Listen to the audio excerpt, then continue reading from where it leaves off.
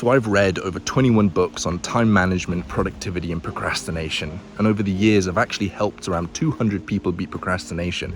And I say that because there's been this one idea that when I've shared with people, has had the greatest impact on whether or not they've been able to beat procrastination, whether or not they've been able to create habits, break habits.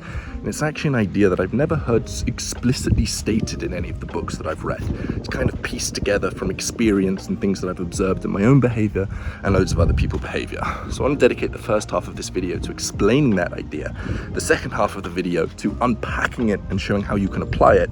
And I'm also in this beautiful island in Koh Lanta off the coast of Thailand. So why not take you around with me and we can explore this island together as I'm going through the video.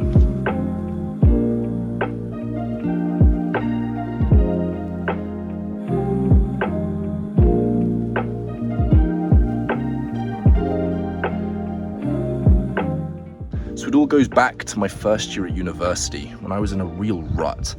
I was procrastinating on literally everything, not doing the things that I knew that I should be doing. And I can look back and I can laugh at it, but back then it was not something easy. I remember distinctly the feeling of weakness that comes with not doing the things you know you should be doing really affected me internally, my confidence, everything. And I would research all these time management techniques, create these complex plans for myself, look into cue, routine, reward, detail all the habits I was going to create. And maybe they would stick for a short period of time, but I would always end up reverting back to my old habits. Looking back, I now realize I was making two mistakes. First of all, motivation comes and goes in waves, and I was using the peak of my motivation to create plans for the rest of the time when I wasn't going to be in my peak motivation. So when it came down to it and I wasn't motivated, I was just like, nah, I don't really feel like doing these activities. And number two, I was trying to change my behavior through logic. All of the plans I was creating, all of the systems I was making, they were logical. What I now started to view human behavior as is like a monkey riding an elephant. And by the way, hopefully we'll see some monkeys. There's quite a lot on the island later on in this video. But we think that we're this monkey riding on the elephant, pointing the elephant around, saying, do this, do that. In reality though, our behavior is the elephant. We just walk around wherever we want to walk around on, and we think that we're in control when we're not. Behavior is emotional. And we see this in all sorts of things. It's a pattern I've noticed time and time again, even in like sales. You'll learn that decisions are made emotionally, then justified logically. You'll see an addiction. It's an emotional problem. And there's even scientific studies to say that procrastination is an emotional problem. All of these plans and systems, they don't work. Behavior is dictated by emotion. So there's no chance you're going to be able to change your behavior, create habits, beat procrastination, unless you start dealing with the emotional issues surrounding behavior.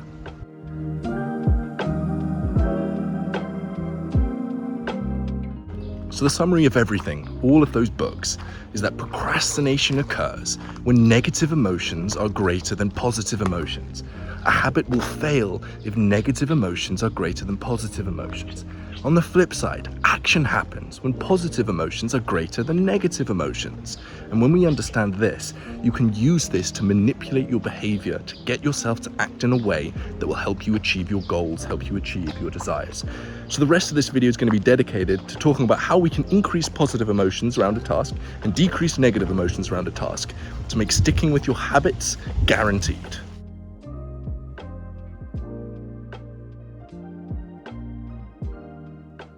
So let's talk about positive emotions first. I view positive emotions like an engine that drives a car forwards. If you do any action, the reason you're doing it is because that action gives you some form of a positive emotion. And there's two main buckets of positive emotions. The first one is desire. Now, desire is seriously powerful. If you read Napoleon Hill's book, Think and Grow Rich, he says a quote something along the lines of, all human success comes from desire. Desire is the thing that starts all forms of success. When I look back in my history, a large amount of the actions I've done were because of desire. They were because I wanted something external. And on YouTube, I think I uploaded like 200 times in my first year.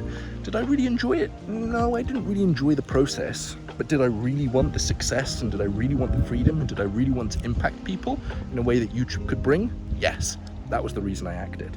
When I look at my gym habit, the times that I was most consistent in the gym, I didn't really enjoy the process. I just did it because, to be honest, I wanted to be jacked. And desire was a strong enough motivation for me to continuously do something difficult. So desire is incredibly strong. But there are some downsides of desire. I remember reading a quote that says something along the lines of 90% of podcasters quit before episode 3, and of the remaining 10%, another 9% of them quit before episode 30. I would like to suggest you move your primary motivating factor away from desire and towards pleasure, towards doing a thing for the sake of doing a thing. Now, when I'm creating on YouTube, I have an audience of one. Me. I create for myself. That's out of intrinsic motivation. Art is doing something for the sake of doing something. And if you can make podcasting its own reward, you'll keep going forever. And then of course the audience will come. If you make a podcast episode just because you want to speak with that person, not because of the audience, not because of anything you can't control, you'll keep doing it. And most great things in life are a marathon, not a sprint. So instead of focusing on desire, if we focus on pleasure, intrinsic motivation, that's how you can stick with something for the long time. Put a huge amount of emphasis on making things fun. Put a huge amount of emphasis on doing something just for the sake of doing something. Don't think of any external things because you can't control them. And if you can't control them, you can't guarantee that you'll stick with it in the long run. Instead of trying to force myself to go to the gym, instead I now just kayak. I now rock climb. I now go on loads of walks. And occasionally when my hotel has a gym, I'll do it. But only because I want to, not because I need to. Now, if positive emotions are like the engine that pulls you forward, negative emotions are like the brakes that hold you back. And no matter how hard you push down in the engine, if you have loads of brakes on, you're not going to move anywhere. And by the way, look at this beach. How crazy is that? This place is beautiful. But there's a load of different actual types of negative emotions that you may have. Some common ones are like fear of failure, which we'll cover in a second. And the way you overcome these negative emotions is by really understanding where it comes from. I've been driving a motorbike around, and if it broke down, I would have no idea how to fix it because I have no idea how a motorbike works. If you know exactly how a motorbike works and it breaks, you're able to identify where it's broken, and the solution is obvious. So if you have these negative emotions when you're sitting down to do some work or you're trying to do a habit and you just feel some form of fear, the goal is to stare into that. I know it's difficult because it's a negative emotion and our brain's wired to avoid negative emotions, but stare into it. As soon as you can summarize the reason that you're unable to keep a habit, the fear that you have, the thing that's stopping you from procrastinating, in a single sentence, it becomes so much easier to overcome. When it comes to specific negative emotions, there's a bunch, but the two that I know the most, the two that used to plague me the most, is first of all fear of failure, second of all perfectionism. Fear of failure is basically when you're about to do a task or you have a challenge or a goal in front of you, your mind will create a prediction. It will run through the environment, it'll run through the goals, it'll run through your self-image and how capable you are of achieving those goals. And it'll make a prediction as to whether or not it thinks you can achieve those goals. And if you can't achieve those goals, or it's uncertain you can achieve those goals, anxiety is created and fear of failure is created. And this fear of failure is really bad because if you're worried that you're not going to do something or accomplish something, why would you do the actions necessary to accomplish it? It's a perfect excuse to procrastinate. Well, if I'm not going to achieve the goal, why am I trying to achieve the goal? So there's 3 different ways to overcome fear of failure, at least from my experience. The first one, fear of failure doesn't exist if you don't care about the outcome. This goes back to the pleasure principle we were talking about earlier and doing things just for the sake of doing something. If you don't care whether you succeed, you won't care whether you fail. So loads of people say that you should focus on the journey, you shouldn't focus on the outcome. But this sounds as if you should put focus on the journey. You should put effort on focusing on the journey. I think a better way is to reduce the focus on the destination. And then by default, you'll focus on the journey. Sorry, I'm spilling my words here. It's hot. It's like 33, 34 degrees here. That's Celsius, by the way. So if you don't care about the outcome, you don't care about the failure. Focus on the journey. Well, don't focus on the journey, just don't focus on the outcome. Second way you can do it, fear of failure isn't created if you're guaranteed, if in your mind you know with certainty that you are going to achieve the end outcome of you, then you're not going to be worried. And the way you can increase the certainty that you can achieve the outcome is to follow the process, follow the steps of people that have done it before you. If you are confident that the courses you're implementing will lead to the effects that you desire, fear of failure won't be created, because if you know if I do X, then I will get Y. If you know for a fact from the physics that if you move more and eat less, you will lose weight, you're not going to have fear of failure. You know exactly what you need to do in order to get the outcome. And the third way to reduce fear of failure is to recognize that failure isn't really failure, and that the path to success isn't direct, but the path to success is through failure, because failure is where you learn the most. That is how you start to reduce the fear of failure. Now for perfectionism, let me tell you a story. There was this film professor that on the very first day of class, he split his class up into two different groups. The first one was the quantity group. They would be graded at the end of the semester based on how many pictures they took. If they took 100 pictures, they'd get an A. Then there was the second group. This was the quality group.